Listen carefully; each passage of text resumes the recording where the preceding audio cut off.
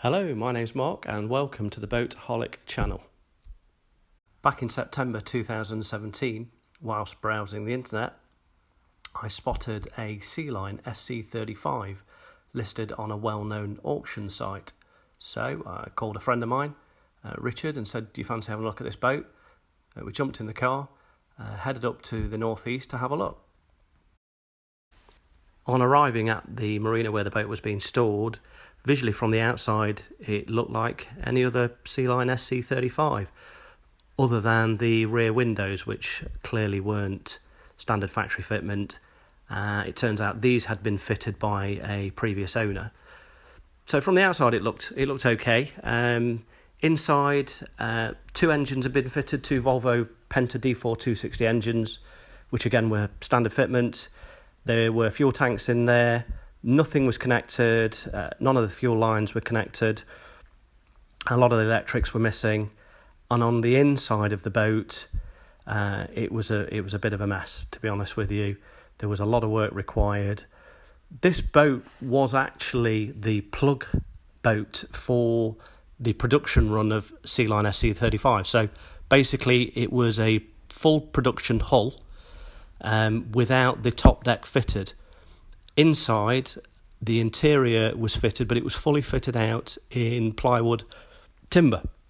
And then this timber was filled and finished to a very high standard, painted with either some form of paint or gel coat, polished, and then a mould was taken off the interior, and that was used as the mould then for the rest of the Sealine SC35 production boats.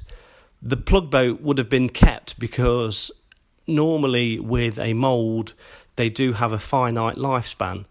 They get damaged and they wear out. So they kept the plug boat, and obviously at some point a decision was made that it was going to be used as a demonstration model.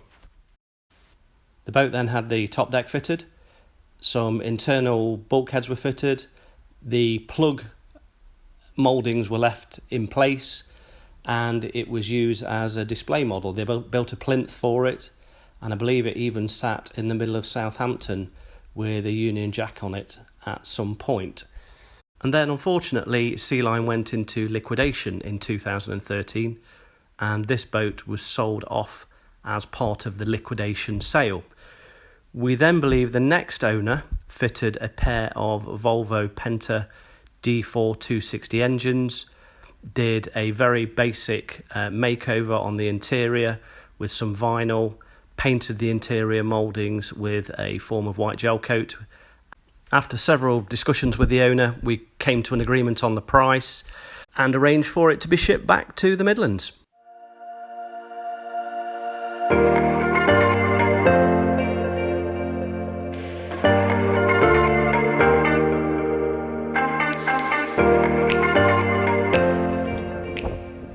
Okay, so here she is, safe and sound, back in Nottingham.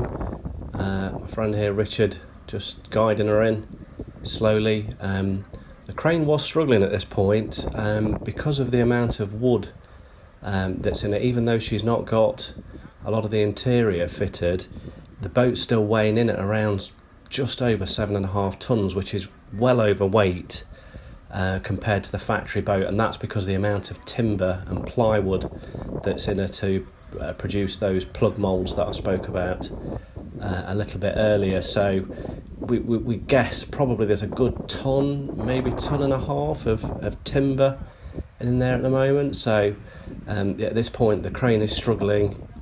In fact, the engine keeps cutting out and then having to be restarted again. And that's just a safety feature of the crane, just to make sure that it doesn't overload the crane. So he's having to keep the jib really high and as close to the crane as he can, so that he can get her onto the baling trailer. So this bit was a little bit nerve-wracking, to be honest with you. We'd taken measurements of the hull and we were reasonably confident that it would fit on the trailer, but obviously we hadn't been able to try it. So luckily everything went really smoothly. Just took her time. The crane operator was really good, and then we just used some sleepers just to temporarily hold the hull in place and then we had a steel fabricator who came over, and we'd got some modified yacht stands that we had welded onto the trailer, just to make sure that the boat was completely secure, and then we strapped it as well with cargo straps, so yeah, it's pretty secure on there. And then we just really slowly moved it over to its final resting place, which is just in front of a barn cum workshop, which we'll be using while we're doing the rebuild. So hope you enjoyed the videos, guys. This is our first video, so hope you enjoyed it. We will be producing more videos. The next video will be a tour of the boat, inside and out, which I'm hoping to put out next week, so you guys can get a feel for how it looks inside and out. And we have already done some work, so you'll be able to see what bits we have done.